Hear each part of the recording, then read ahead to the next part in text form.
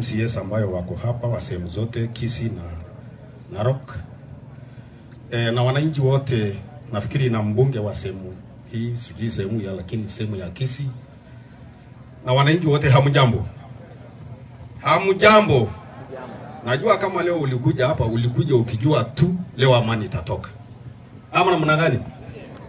Wamasai wakubali leo ni siku ya amani, na Wakisii wakubali ni siku ya amani.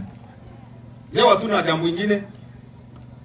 Na tukubali amani kwa sababu ile kitu tatusaidia katika sehemu hii ni amani tu.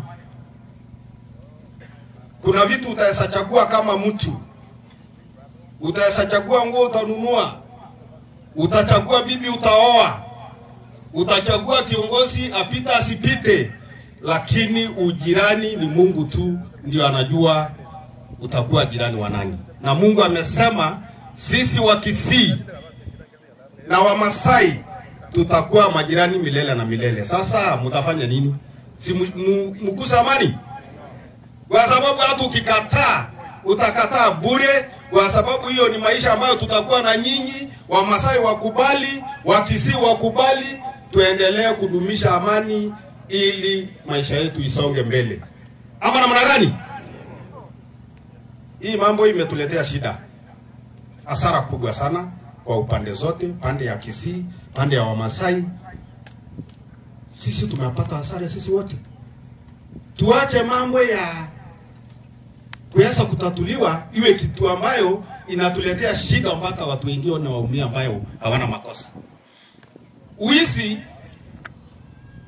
Wezi wako tangu jadi na watakuwa, lakini utaratibu ya kufuata maneno iangaliwe na ifuatiliwe na iheshimiwe ili mambo isitokee kama hayo tena.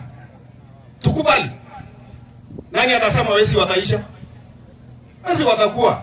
Wezi wako Kenya mzima. Lakini tukubali utaratibu ile ambayo wezi wakilete hiyo mambo mbaya, hiyo utaratibu ifuatwe ili watu wapate amani. Mimi nafikiri naona speaker ananisukuma, nimekubaliana, lakini tunasema amani.